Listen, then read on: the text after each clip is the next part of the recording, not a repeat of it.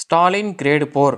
இந்த ஸ்டாலின் கிரேட் போர் எப்பயிலிருந்து எப்போ வரைக்கும் நடந்தது அப்படின்னா 1942 ஜூலை 17ஆம் தேதியிலிருந்து 1943 பிப்ரவரி 2ஆம் தேதி வரைக்கும் இந்த ஸ்டாலின் கிரேட் போர் வந்து பார்த்திங்கன்னா நடந்தது.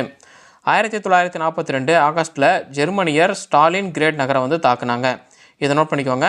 ஜெர்மனியர் ஸ்டாலின் கிரேட் நகரை எப்பொழுது தாக்கினர் அப்படின்னு கேள்வி கேட்டாங்கன்னா 1942 ஆகஸ்ட்டில் வந்து பார்த்திங்கன்னா தாக்கியிருக்காங்க. வோல்கா நதிக்கரையில் 30 மைல் அதாவது 50 கிலோமீட்டர் பரப்பளவில் அமைந்திருந்த ஸ்டாலின் கிரேட் ஆயுதங்களையும் டிராக்டர்களையும் உற்பத்தி செய்யும் முக்கிய தொழில் நகரமாகும். சரி, ஏன் ஜெர்மனியர் இந்த ஸ்டாலின் கிரேட் நகரை வந்து தாக்குறாங்க அப்படின்னா, இது வந்து பார்த்திங்கன்னா ஆயுதங்களையும் டிராக்டர்களையும் உற்பத்தி செய்கிற முக்கிய தொழில் நகரம். அதாவது போருக்கு தேவையான ஆயுதங்களையும் அந்த டிராக்டர்களையும் உற்பத்தி செய்கிற முக்கிய தொழில் நகரம் தான் இந்த ஸ்டாலின் கிரேட் அப்படின்ற நகரம். இதை தாக்கிட்டாங்க அப்படின்னா இது வந்து பார்த்திங்கன்னா ஒரு மிகப்பெரிய ஒரு வெற்றியாக கருதப்படும் ஜெர்மனியருக்கு.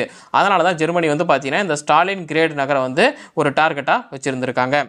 இந்த நகரை கைப்பற்றிவிட்டால், இந்த ஸ்டாலின் கிரேட் நகரை வந்து கைப்பற்றிட்டாங்க அப்படின்னா தெற்கு ரஷ்யாவுடனான சோவியத்தின் போக்குவரத்து தொடர்புகள் துண்டிக்கப்பட்டுவிடும். அதாவது இந்த பகுதியை கிராஸ் பண்ணி தான் நீங்கள் அங்கே போகணும், இந்த பகுதியை கிராஸ் பண்ணி தான் அங்கேருந்து இங்கே வரணும். அப்படிங்கும்போது இடைப்பட்ட இந்த ஆயுதங்களை தயாரிக்கிற இந்த பகுதியை வந்து நம்ம கைப்பற்றிட்டோம் அப்படின்னா ரொம்ப ரஷ்யாவில் நம்ம அந்த இடத்துல நம்ம ஸ்ட்ராங் ஆயிடலாம் அப்படின்னு ஜெர்மனி வந்து பார்த்திங்கன்னா ஒரு பிளான் வந்து பார்த்திங்கன்னா போட்டிருக்காங்க.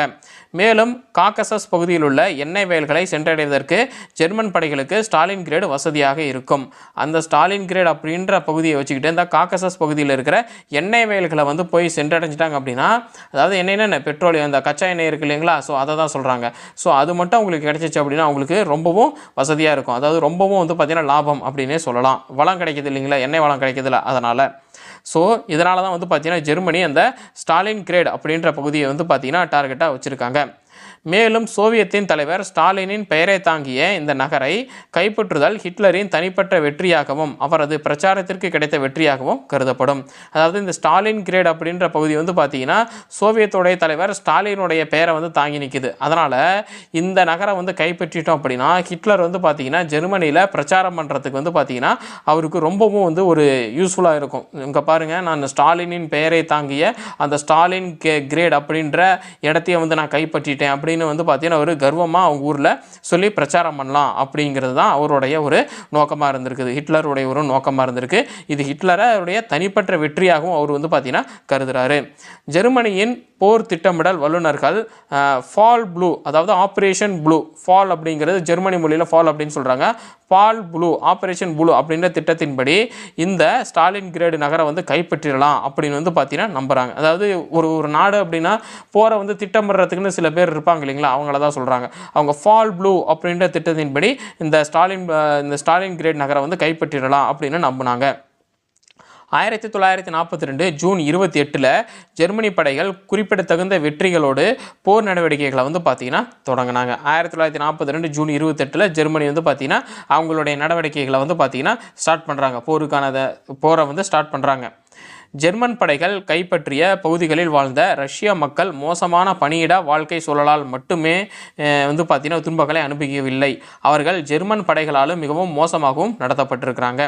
அதாவது என்னென்னா, ஜெர்மன் கைப்பற்றிய பகுதிகளில் வந்து பார்த்திங்கன்னா ஜெர்மன் படைகள் கைப்பற்றிய பகுதிகளில் வாழ்ந்த ரஷ்ய மக்கள் மோசமான பணியிட வாழ்க்கை சூழல்கள் மட்டும் வந்து பார்த்திங்கன்னா துன்பங்களை அனுபவிக்கல, அவர்கள் ஜெர்மன் படைகளாலும் மிகவும் மோசமாக நடத்தப்பட்டிருக்காங்க. இந்த மாதிரி வந்து பார்த்திங்கன்னா ஜெர்மன் படை வந்து ரஷ்யாவுக்குள்ளே வந்து பார்த்திங்கன்னா படையெடுத்துக்கிட்டு வெற்றி பெற்றுட்டு போகிறாங்க இல்லைங்களா, அங்கேயும் வந்து மக்கள் வாழ்வாங்க இல்லைங்களா, அந்த மக்கள் வந்து ஜெர்மன் படைகளால் ரொம்பவும் மோசமாக நடத்தப்பட்டிருக்காங்க, அடிமைத்தனமாக நடத்தப்பட்டிருக்கிறாங்க. போரின் போது 15 மில்லியன் பொதுமக்கள் உயிரிழந்தனர், 10 மில்லியன் படை வீரர்கள் பலியானர். அதாவது என்னென்னா, ஒரு போர் எடுக்கிறாங்க, அப்படி ஒரு நாட்டு மேலே படை எடுக்கிறாங்க அப்படின்னா படை வீரர்கள் மேலே வந்து பார்த்திங்கன்னா தாக்குதல் நடத்தி அந்த நாட்டை வந்து அவங்க கைப்பற்றுறாங்க இல்லை அப்படிங்கிறத ஒரு விஷயத்தை பார்க்கணும்.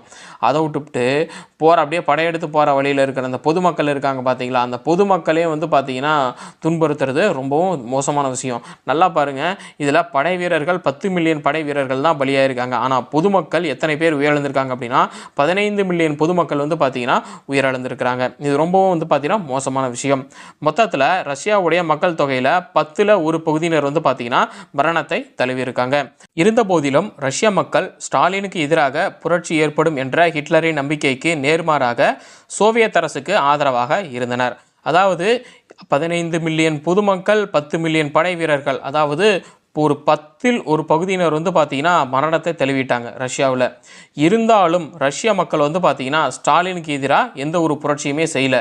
நீங்கள் வந்து தலைவராக இருக்கீங்க, எங்களை காப்பாற்ற வேண்டியது உங்களுடைய கடமை தான், ஏன் வந்து எங்களை சாக விட்டீங்க, எங்கள் மக்களை வந்து சாக விட்டீங்க அப்படின்னு ஸ்டாலினுக்கு எதிராக மக்கள் வந்து புரட்சி பண்ணுவாங்க அப்படின்னு ஹிட்லர் வந்து பார்த்திங்கன்னா நம்பினார். ஆனால் அதுக்கு எதிர்மாறாக மக்கள் என்ன பண்ணிட்டாங்க அப்படின்னா சோவியத் தலைவரான ஸ்டாலினுக்கே வந்து பார்த்திங்கன்னா அவங்க ஆதரவாக இருந்திருக்காங்க. ஹிட்லர் அப்படி நினச்சிருக்காரு.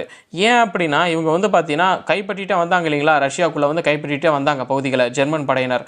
அங்கே இருக்கிற மக்களை நல்லபடியாக நடத்தியிருக்கணும். கைப்பற்றினீங்க ஓகே, மக்களை வந்து துன்புறுத்தாமல் நல்லபடியாக நடத்தியிருந்தாங்க அப்படின்னா அவங்க வந்து பார்த்திங்கன்னா அவருக்கு எதிராக வந்து பார்த்திங்கன்னா ஏதாவது பண்ணியிருக்கலாம், சிறு வாய்ப்பு இருக்குது. ஆனால் இவங்க ரஷ்யா மக்களை வந்து பார்த்திங்கன்னா நல்ல முறையில் நடத்தலை. ஜெர்மன் படை வீரர்கள் நல்ல முறையில் நடத்தலை. அப்படிங்கும்போது நீங்கள் உள்ளே வந்து தான் எங்களுடைய அமைதியை குலைச்சிங்க அப்படின்னு சொல்லிட்டு அவங்க வந்து உங்களுக்கு ஆதரவு தெரிவிப்பாங்களா, இல்லை சோவியத் தலைவரான ஸ்டாலினுக்கு ஆதரவு தெரிவிப்பாங்களா அப்படின்னா கன்ஃபார்மாக வந்து பார்த்திங்கன்னா சோவியத் தலைவர் ஸ்டாலினுக்கு தான் ஆதரவு தெரிவிப்பாங்க. ஏன்னா இவங்க தான் வந்து பார்த்திங்கன்னா மக்களை நல்ல முறையில் நடத்தலை.